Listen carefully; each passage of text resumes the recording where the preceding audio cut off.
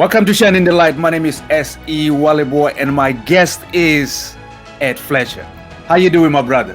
I'm doing great. You to introduce yourself because I didn't do like a real formal, introduction.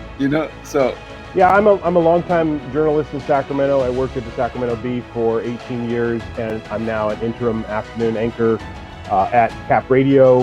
And on the side, I've been talking about George Floyd and race since the incident, basically just on Facebook and sometimes YouTube. And I also have a film company. So thanks for having me. Yeah, no problem. How do you feel about the the era of that this era now has just begun and we just ended the era of Trump? I think for a lot of people, they will be very optimistic about the change we've just seen, but at the same time, you still have these deep divisions within the country, and whether it's a third of the population that don't feel that Biden was elected properly because Trump has told them that the election was stolen from him without any evidence for that. So it's really a mixed bag. So where it's cathartic for some, there's a lot of people that are feeling some unease right now. Wow. It was wonderful just to see President Biden and Vice President Harris being sworn in this morning.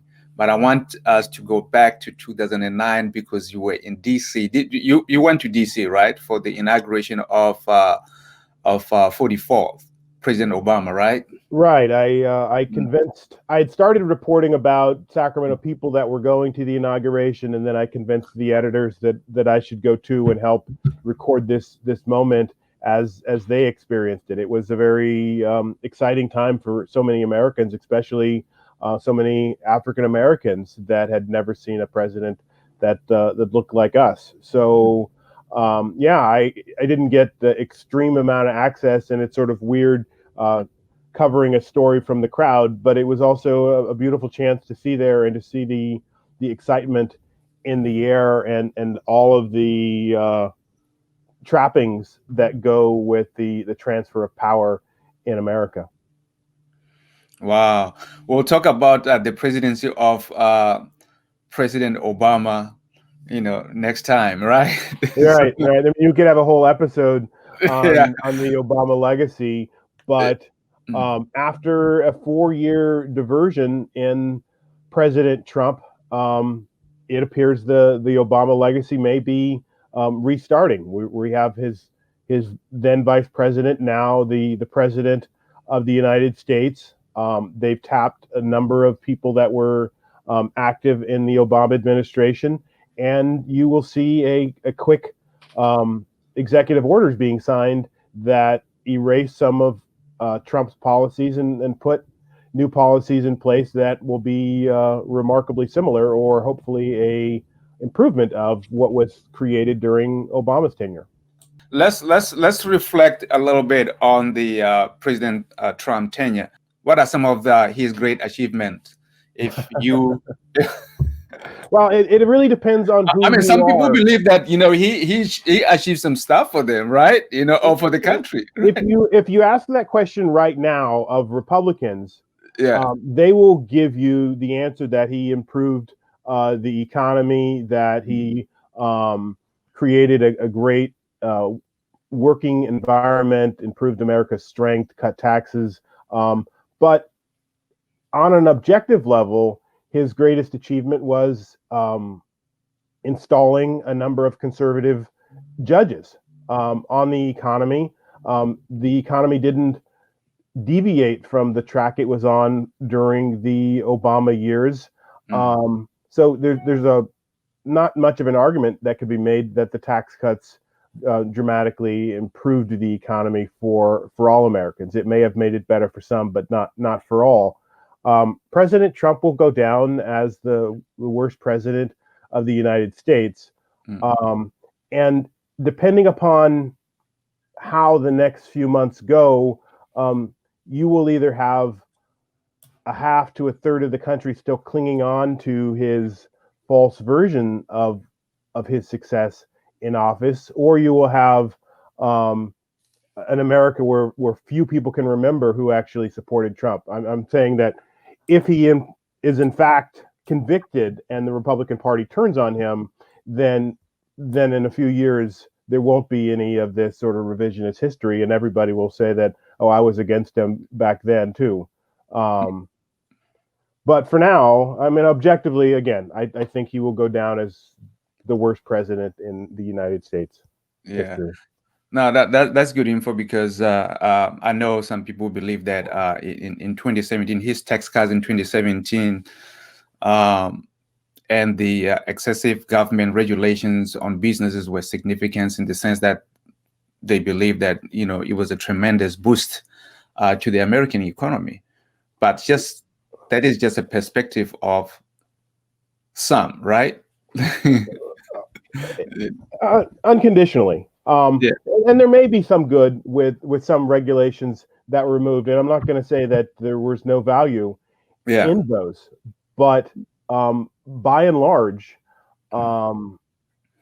the American business sector is turning green because consumers demand it, and they see the problem of climate change.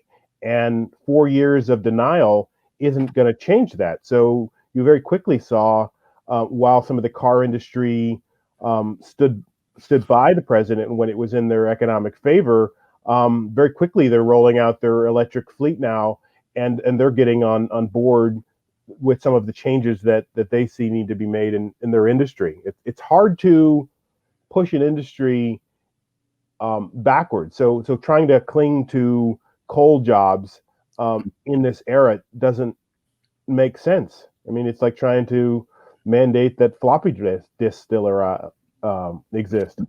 So what are the three things, if you may say, Ed, you would remember Trump? I mean, you already mentioned some, that you really remember Trump of, and why? I mean, like really good and bad. If you're going to go back and think about like the big times of the Trump presidency, you think about the Muslim ban and all the people that spontaneously went to airports around the country to make their voice heard. That really felt like things were heading in a very dramatic direction. But I think that he saw through that the resistance that he was going to have on some of these fronts, and we actually kind of forget about that. Then we go back to the Ukraine call and impeachment number one, maybe another highlight or low light of his administration. And then you go to impeachment number two and his incitement of the riot at the Capitol. Whatever dream he had of a contested legacy ended with the riot.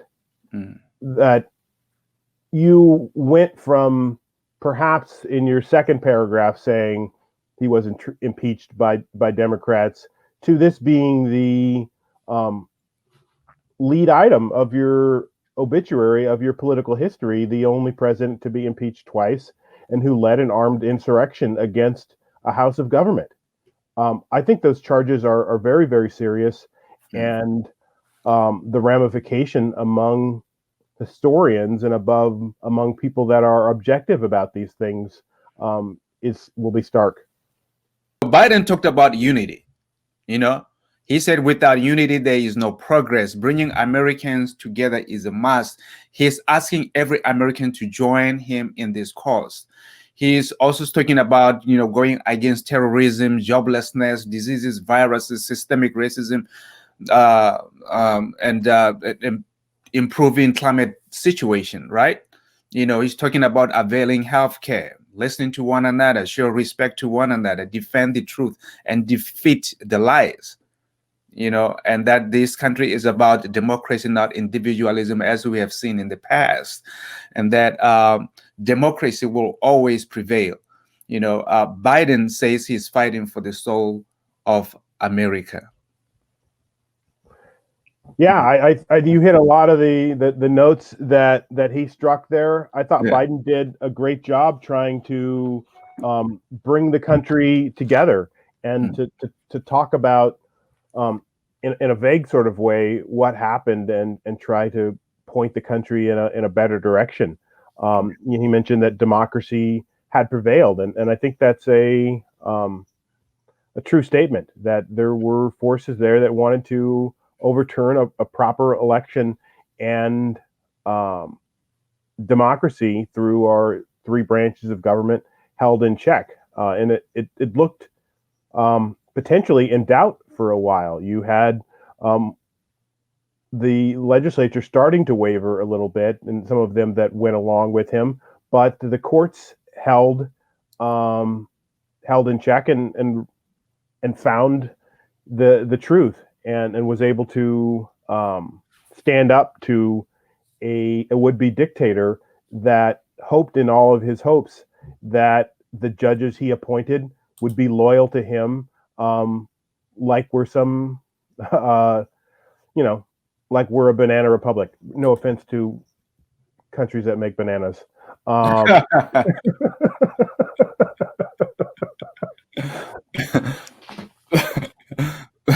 Unemployment is high right now, Ed. What do you think the Biden administration, should do to create employment, especially with the display? I mean, like right now, that was what we heard right now. It was just like the talking points, right? Right.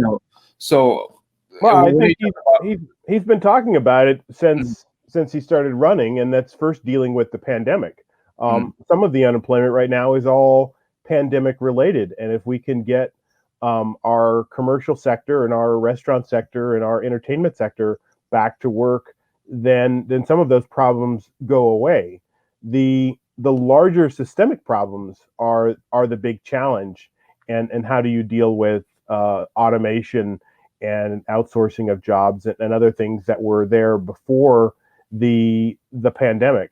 But I think job one is dealing with the pandemic and getting the virus under control so that people can go back to work, and places can start hiring again and bringing people back. Talk about, getting the virus under control. Well, I mean, the vaccine. I mean, is it going to continue with the to make sure that people stay in home and work at home for the most part, Yeah, I think we're going to continue the path we're on. But if you can get a higher percentage of the country actually doing it, then you're the better off you are. But I think it will help with they can get the vaccine into some of these our older population who are the most at risk, and then get vaccines into some frontline workers, and we'll start to see the amount of virus in the community fade. But we still have to continue the mask wearing, continue the social distancing into the spring, and I think that's going to be the toughest part. Is this period where we start getting, maybe there's a third of the population that have the vaccine, and some people still don't, and how do we operate in that environment? So hopefully we're learning as we go here, but having a president and a government that's paying attention will go a long way. I think, as we all saw, Trump wanted to downplay the virus and thought his only way to re-election was having a strong economy, and that for him became the North Star, and hope that either herd immunity would take over, and that we would get through it that way, and that's just sort of trying to advocate any leadership on it. I think we now have a new administration that's going to take these issues seriously and try to lead the country, but it will take communities, red communities, Placer County, the Lassen County, Modoc. It's going to take places like that actually try to heed the warning and do what they're talking about. But it all, I mean, big cities are still have to play their part as well. The especially in urban areas where we have, the black and browns, because we have these underlying problems already. Is it fair for me to say that should they try to administer the vaccine there first? Yeah, I think they should definitely try to prioritize communities that are dying the most from Mm-hmm. it.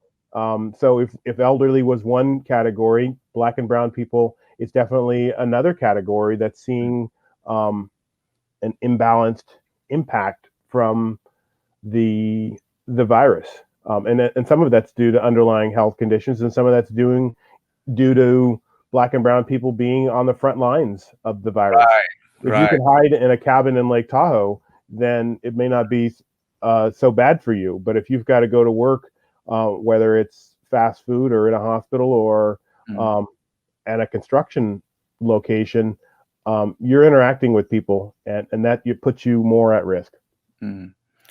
I want to go back. You mentioned this before. I want to go back to, and I'm sorry because it seems like I'm jumping around, but I want our audience to sort of kind of understand this point right here. Some people believe Trump should be in trial for inciting violence or insurrection. When he gave that seditious speech, right? Uh, Hmm. your thought on this? Can you go a little bit deeper on this, Ed? Yeah, I think you're. I mean, those are Mm, kind of two different problems. One is the Trump problem, and two is the um, getting those responsible um, and sort of rooting them out.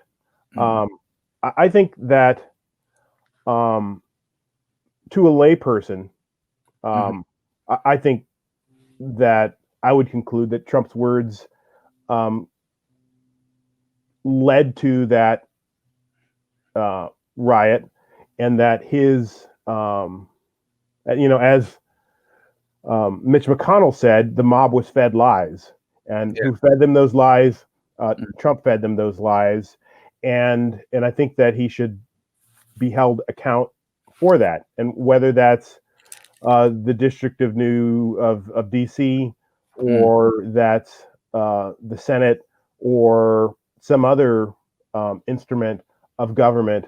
I think they've got to follow it where it leads, and um, and deal with it appropriately.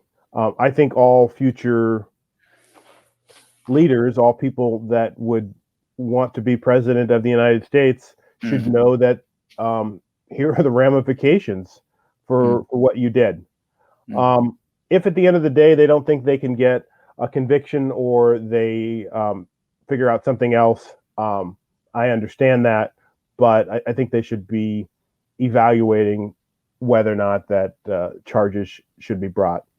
I think that the new attorney general and the FBI need to continue to deal with the threat of domestic terrorism. mm, This threat has been looming all through the Trump administration. Some would say growing during the Trump administration, and they need to deal with that. And as others have said, um, the incoming administration have dealt with problems like this in the past before, and they need to follow it where it lies. The risk, I would say, is that if they let them go into hiding, and then um, they resurface later during a future administration, whether it's a Harris administration or some other administration, they need to identify, neutralize, um, and root out white nationalists and domestic terrorists. Because to me that's the biggest risk of what Trump did, not just that insurrection. And I thought, and I didn't even dream that the insurrection was possible. I feared that we might see um, events being bombed, or um, less direct attacks on democratic institutions or places or people mm, as a result of this. So I think they should treat it very seriously, and go after those people.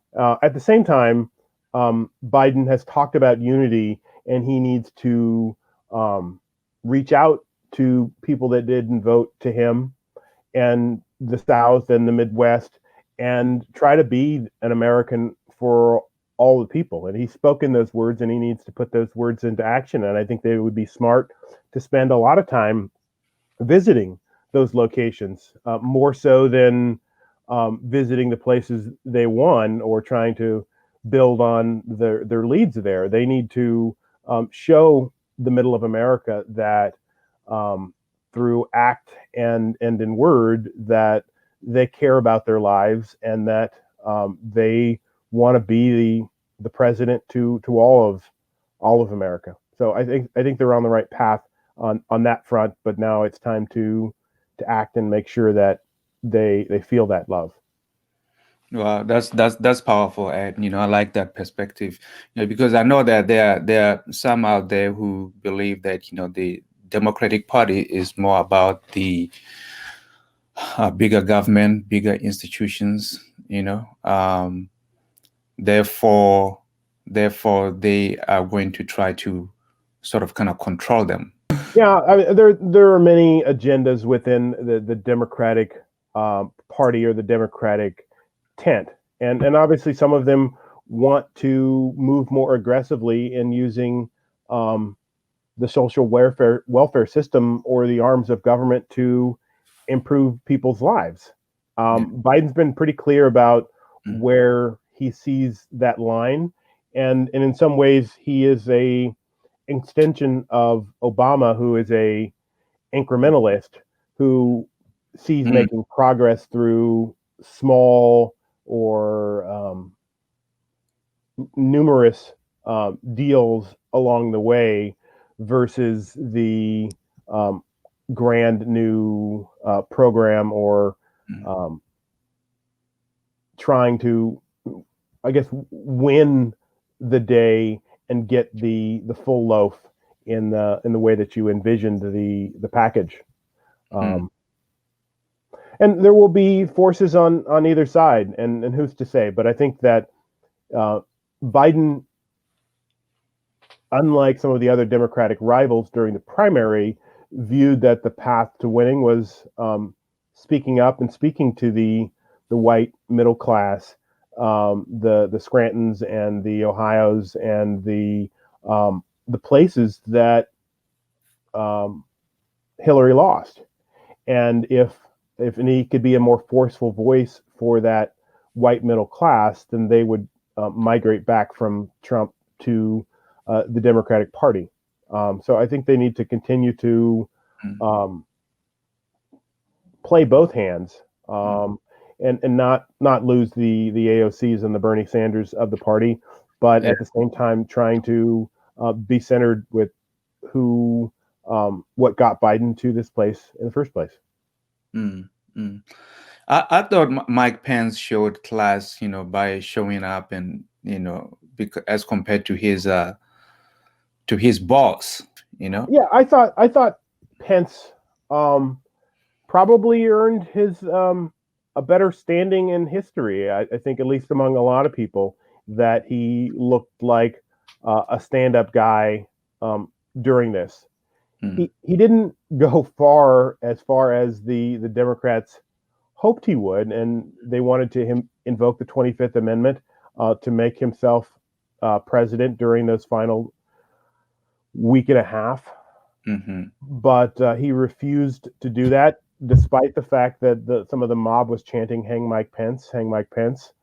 And it remains to be seen whether Mike Pence can salvage his legacy enough to make himself a contender in 2024. And that was my question. That was my upcoming question for sure. Yeah. Yeah. Did he really redeem himself? So. But I don't know what, you got to ask that question in like 2 years. Did he remove enough of the stank by being a stand-up guy at the end? But we also don't know where the center of the Republican Party will be. Will it navigate back to a place where a Bush endorsement means something, or is the only endorsement that matters Trump. And if Trump is still a powerful force in the party, then Pence will be the guy that turned on Trump, and somebody like a Josh Hawley or Ted Cruz will be viewed as they fought harder for the president and get that credit. So I think the Republican Party is the party that's in turmoil right now, and it will be interesting to see how it sorts itself out. Yeah, exactly. Because somebody would want to tap into the 75 million people who voted for Trump, so. Right, but mm-hmm. And some of them would have voted for somebody who sort of kind of aligned with Trump a little bit, right? Like you mentioned Ted Cruz. I think there will definitely see those two fractions of the Republican Party. You see the Chris Christies that are trying to triangulate away from Trump just enough that they're seen as not part of that conspiracy. And then there is definitely the don't do anything that doesn't make Trump happy. So they've got to maintain this lie and keep trying to raise questions about the election. And so that there was also an interesting moment of history was made because we saw Kamala Harris being sworn in. It's historic on multiple levels there. I mean, the fact that it was the first woman to be a vice president, the first African American in that role, first Asian American in that role. And as much as we all like to dream of an America where we all kind of just pull for Americans because they're wearing our colors, there's still something magical about seeing somebody of your own people and seeing somebody that was kind of truly the underdog, born to a single mother and raised as from children of immigrants that really lived the American dream. So her story is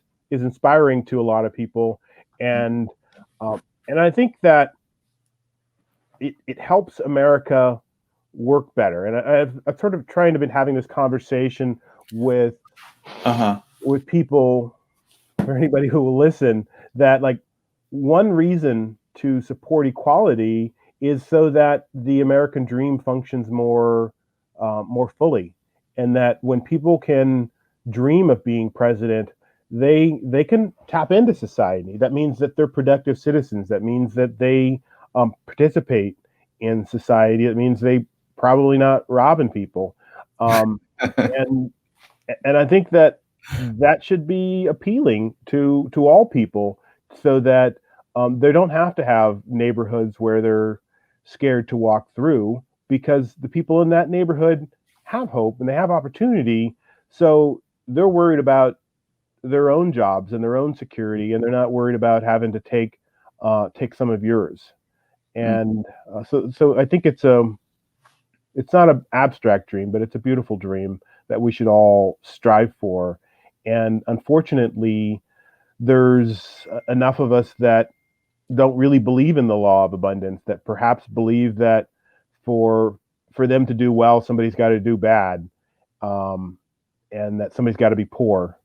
And I don't think that society works that well that way, at least not for very long. And through all societies, that's when they come to an end, when the rich get too rich and the poor get too poor, and the poor say, we're not going to take it anymore. And democracy has been a way that we can more directly hear from our people and grow leaders from within, so that the government is responsive to the people. And when the government isn't responsive to the people, and when the rich get too rich and the poor get too poor, then that's when you see a society fail or a government fail. So hopefully, we can fine tune our democracy and begin listening to the citizens and make sure that that American dream is alive and well for everybody. And that's why we support equality. Yesterday, Ed, we celebrated MLK Day. I mean, we still continue to celebrate, right? You know. Mm-hmm. So, do you think this incoming administration will adopt some of the issues or measures that MLK, spoke about? You know, I think that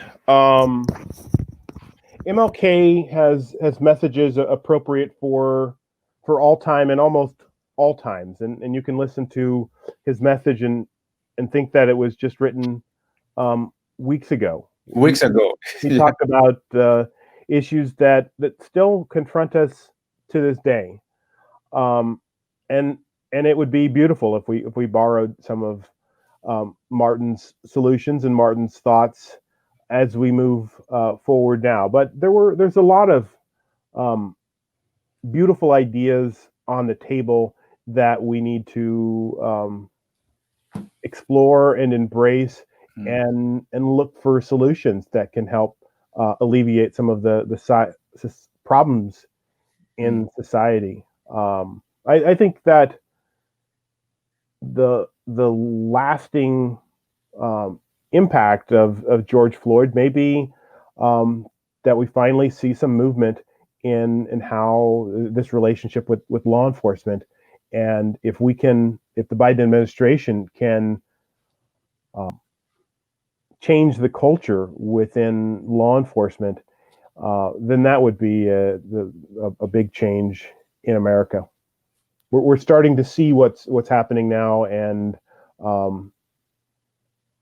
I think now we have a government that will listen and be more responsive and try to find solutions. But that's got to be applied all over the country, and it's got to feel like it's, in a way, organic and not something that's forced on departments. Some of them have been watching diversity videos or doing sensitivity training for years, and for some reason it hasn't worked, and we've got to figure out how to make it work in these times.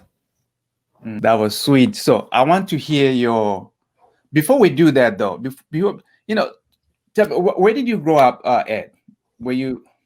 I grew up in Orangevale, which is sort of the suburbs of Sacramento, kind of this mostly white neighborhoods. But my family is from Arkansas and Louisiana, and we would go back there pretty much every other summer.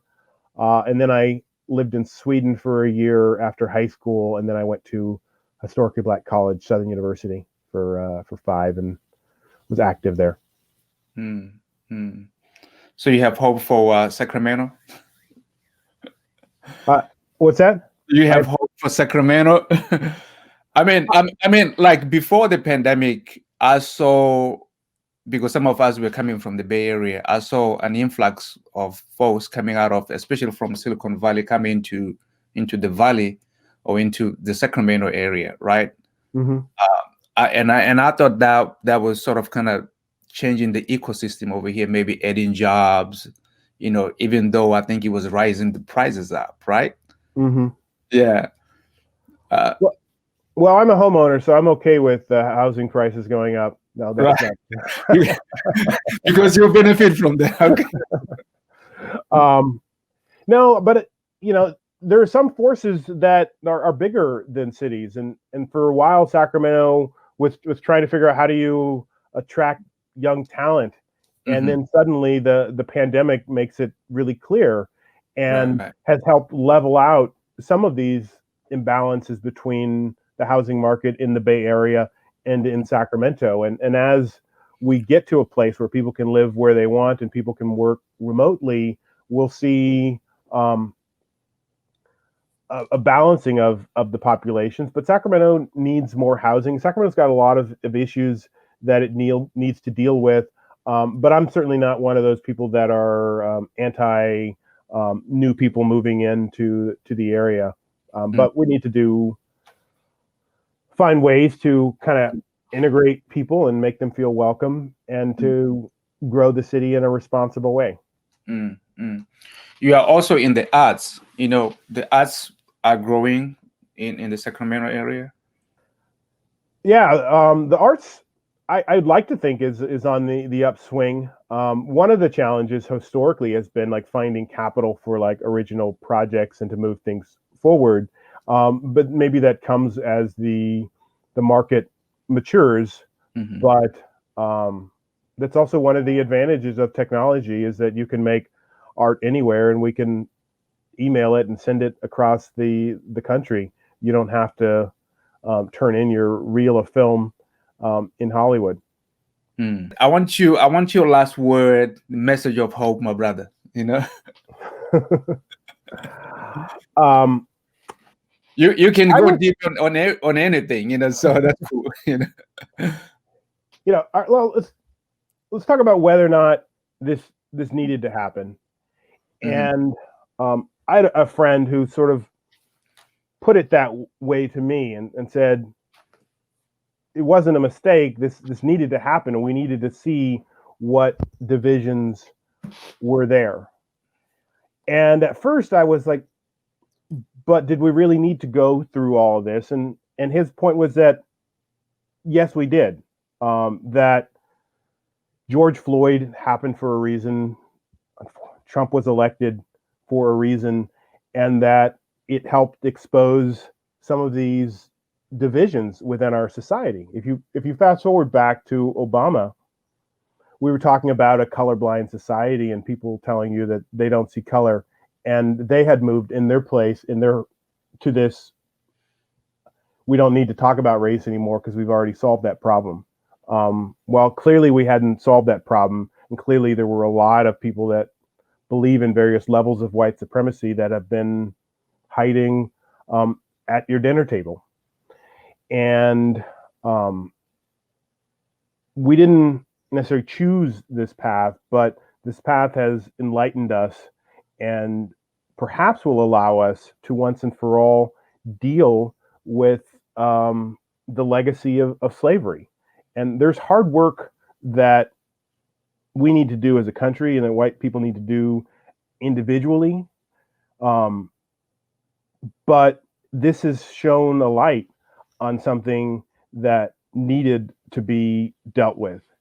And the challenge now is to not jump back to the, yeah, we got Kamala kind of mindset, and figure out how do we improve the lives for all people in America, whether they're black, brown, or poor, otherwise, so that we keep our eye on the prize, and keep trying to do that work as America, and that by and large, while Trump tried to erase the legacy of Obama, that uh, Obamacare still stands and will probably be improved upon.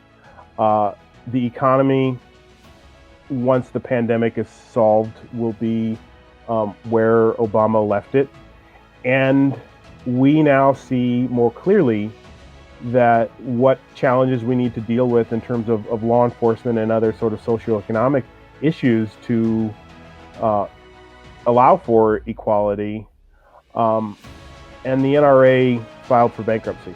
So there's an opportunity there to continue the path, and to do it better. And as Biden said, he wants to build back better, and look forward to playing my role in trying to build our society better.